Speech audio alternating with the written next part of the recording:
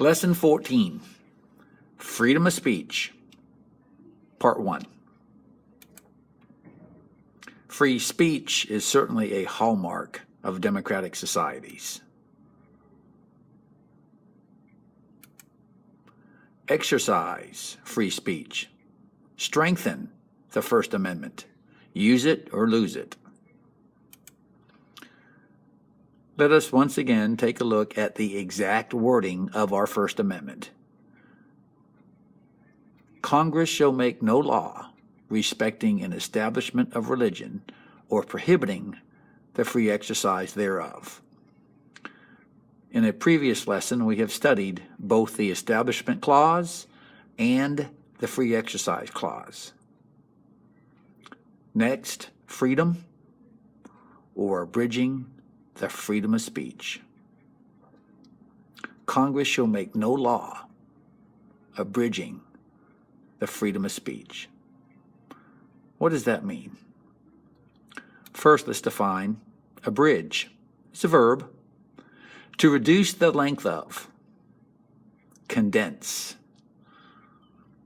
Simple sentence. The editor abridged the manuscript by cutting out 2 chapters. See synonyms at shorten. Definition 2, to limit, curtail. Another sample sentence.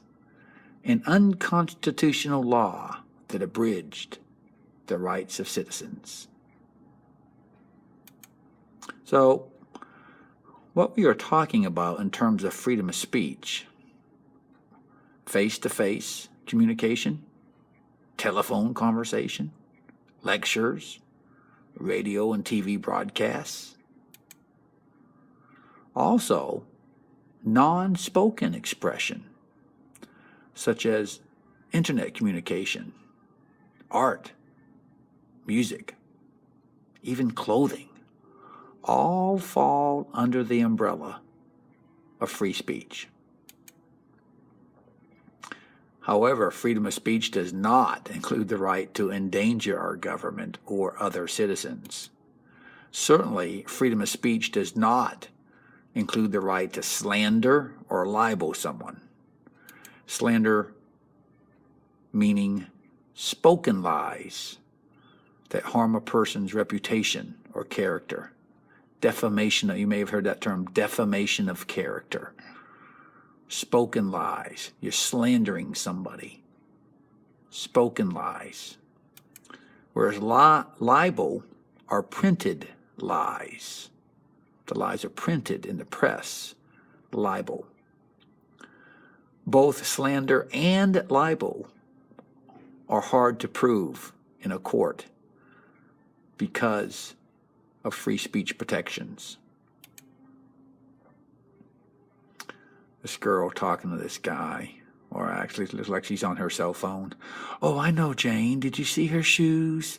And she's always wears too much makeup. Is she trying to win the Skank of the Year award? Blah, blah, blah, blah. This guy's like, sometimes I wonder about freedom of speech.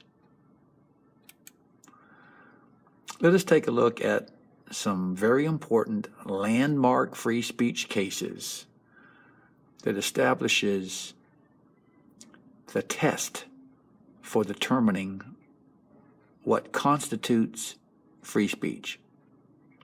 I think the first case, the landmark case that really defines free speech is the Schenck versus United States case in 1919.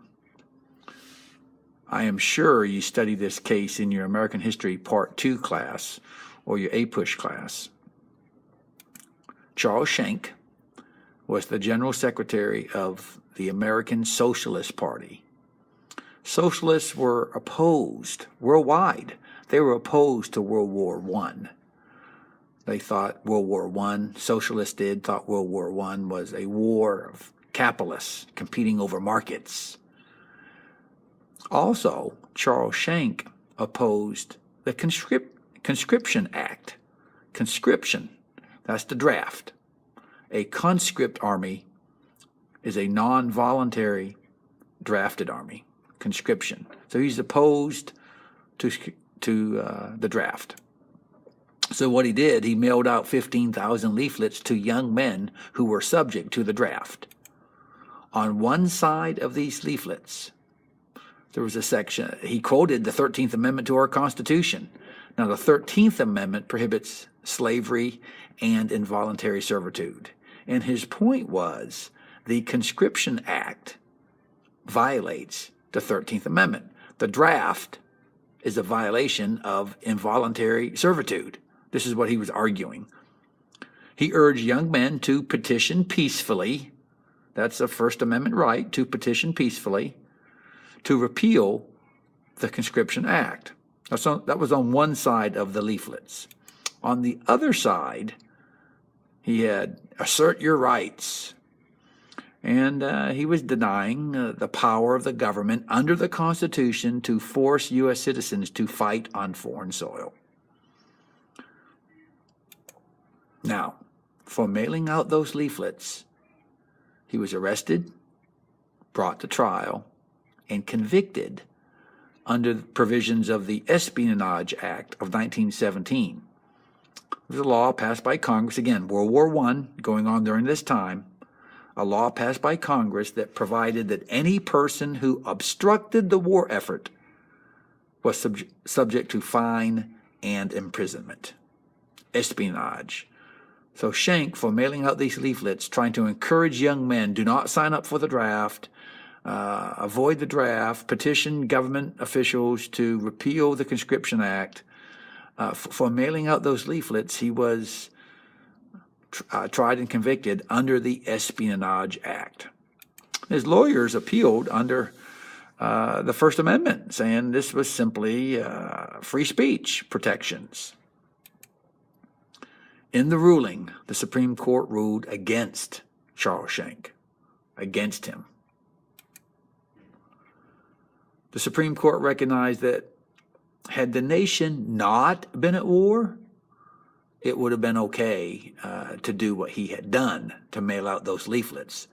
The problem, the court said, was that we were at war.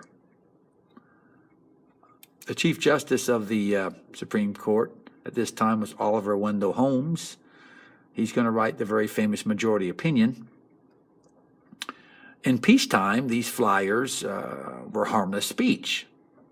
But in times of war, these flyers could be construed as acts of national insubordination. Again, this was Chief Justice Oliver Wendell Holmes from the majority opinion. The character of every act depends upon the circumstances in which it is done. The most stringent protection of free speech would not protect a man in falsely shouting fire in a theater and causing a panic. The question in every case is whether the words used are used in such circumstances and are of such a nature as to create a clear and present danger that they will bring about the evils that Congress has a right to prevent. This ruling established what has become known as the clear and present danger doctrine. If what you say, what you print, will bring about evils that Congress has a right to prevent, then you cannot say it. Now, the danger has to be clear and it has to be present. In this case, what was the clear danger? Well, if our young men who are of draft age did not refuse to be drafted, then that would certainly hurt our war effort, and our military would have a problem. If all the recruits, all the draftees refuse to sign up or refuse to go. That's clear. The danger was we would possibly lose World War I, our involvement in it. So the dangers, it's got to be clear, and it's got to be present. If the danger is clear and present, and that danger brings about an evil that Congress has a right to prevent that danger, then you cannot say it. You cannot do it. Clear and present danger. Notice that in a time of declared war, your civil liberties can be abridged. Again, I want to stress, had this been in peacetime, mailing out those leaflets, no problem. But we were in a time of declared war. And in such times, the Supreme Court has ruled your civil liberties can be shortened, can be reduced. That is why it is really important when Congress declares war. We have only had 5 declared wars by Congress in our nation's history, and only Congress can declare war, not the president. Only Congress declares war. That's in Article 1, Section 8 of our Constitution, a delegated power of Congress. It's a very serious thing when Congress declares war. The results of such is that your civil liberties can be shortened or reduced. Lesson 15. We'll go into some more landmark Supreme Court cases as we talk more about clear and present danger and about what free speech really means. But this will conclude Lesson 14.